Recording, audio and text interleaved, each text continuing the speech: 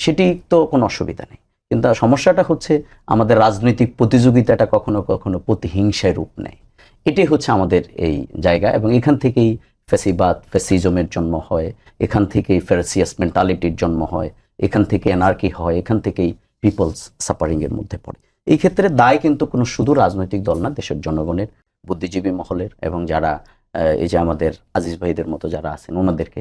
কিন্তু আমি আজিজ ভাইয়ের একটা ইয়েতে খুব কষ্ট পাইছি আজকে। আজিজ ভাইকে যেহেতু পেয়ে গেছে বললাম, এই যে বলছে যে জামাত এই কি বলে ভোট দিলে বেহেশতের টিকিট বিক্রি করতেছে। এটা বলছে তো, বলছে তো, অনেক নেতা বলছে, আমার কাছে ভিডিও ধরা আছে। না আজিজ ভাই, এটা আমার কাছে ভিডিও ধরা আছে। এটা না, এই যে এটা আপনি এটা বলছেন, আমরা কিন্তু এটাকে মানে এটা একটা দল হিসেবে আমরা এটাকে মানহানি হিসেবে নিতে পারি কিন্তু। এবং মামলা করেন, হ্যাঁ, আমরা আমার কাছে প্রমাণ আছে। এই যে আপনি বলতেছেন যে আমরা এটা করছি না, এটা আমরা করি না, না এটা আমরা করি। আপনি যদি এটা প্রমাণ দিতে পারেন, আমি আপনাকে ওপেন শো বলছে তো, আমার কাছে ভিডিও আছে, আমি দেখাই দেব। আমি এখন শুধু দেখাবো? হ্যাঁ আপনি দেখান, আমাদের কোন নেতা বলছে সেটা, যে আমরা আমাদেরকে ভোট দিলে বেহেশতের টিকিট অলমোস্ট সবাই বলে। না, এই যে অলমোস্ট দাঁড়িপাল্লায় ভোট দিলে, জামাত ভোট দিলে, জামাতকে ভোট দিলে বেহেশত পাওয়া যায়। না এটা জামাতকে ভোট দিলেন না, আপনি মিস করছেন। জামাতকে ভোট দিলে না, আপনি যদি ইসলামের পক্ষে থাকেন, আপনি যদি ইসলামী আন্দোলন করেন, আল্লাহর পথে থাকেন, তাহলে আপনি বেহেশত পাবেন। এটা তো আল্লাহ কোরআনে বলছে, এটা আল্লাহ কোরআনে বলছে। কিন্তু আপনি দাড়িপাল্লায় ভোট দিলে বেহেশত পাবে, এটা কোন নেতা বলছে? জামাত ইসলামীকে করলে বেহেশতের সার্টিফিকেট, আপনি এখানে বলছেন যে বেহেশতের সার্টিফিকেট বিক্রি করতেছে, অথচ আল্লাহ এটা আমি বলছি, যেটা শুনেন আপনি মিলান। আমি বলছি যে আমি যেটা বলতে চাচ্ছি আজিজ ভাই, আপনি একজন বিজ্ঞ মানুষ, আমি মনে করি এই ব্যাপারে আপনার একটা বক্তব্য থাকা উচিত। আমি খুবই কষ্ট পেয়েছি, কারণ আমি এখানে রাজনৈতিক পরিচয় আসছি।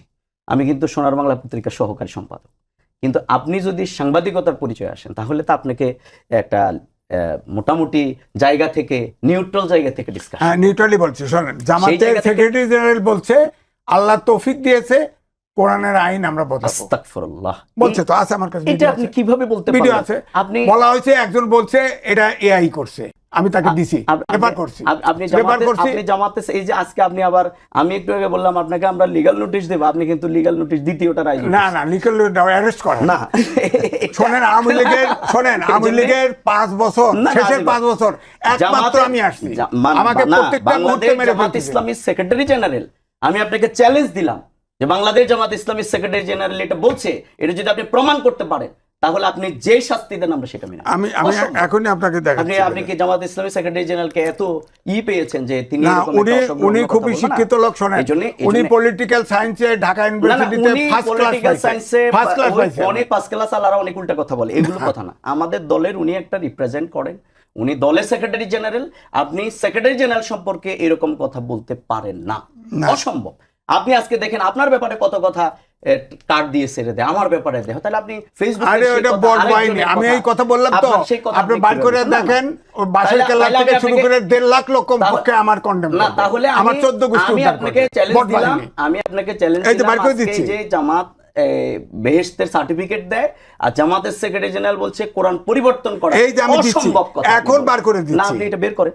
আমি যেটা বলতেছিলাম, ডিসকাশন এটা না, কিন্তু আজ বেশি আমি বলছিলাম যে আমাদের এই জায়গাগুলো, অর্থাৎ দেশের প্রতি আমাদের যে ভালোবাসা, আমার বুদ্ধিজীবী মহলের যে দায়িত্ব, আমাদের প্রত্যেকের জায়গা থেকে যেই আমাদের পরস্পর সহিষ্ণুতার যে জায়গাটি, উদারতার যে জায়গাটি, আমাদের রাজনীতিতে এগুলো হারিয়ে যাওয়ার কারণেই বিগত 15 বছর এখানে কে কার সাথে খাওয়া দাওয়া করেছে এটা ধরে তাকে গ্রেপ্তার করা হতো। আপনি আমাকে একটা ফোন দিয়েছেন, আপনি আমার রিলেটিভস,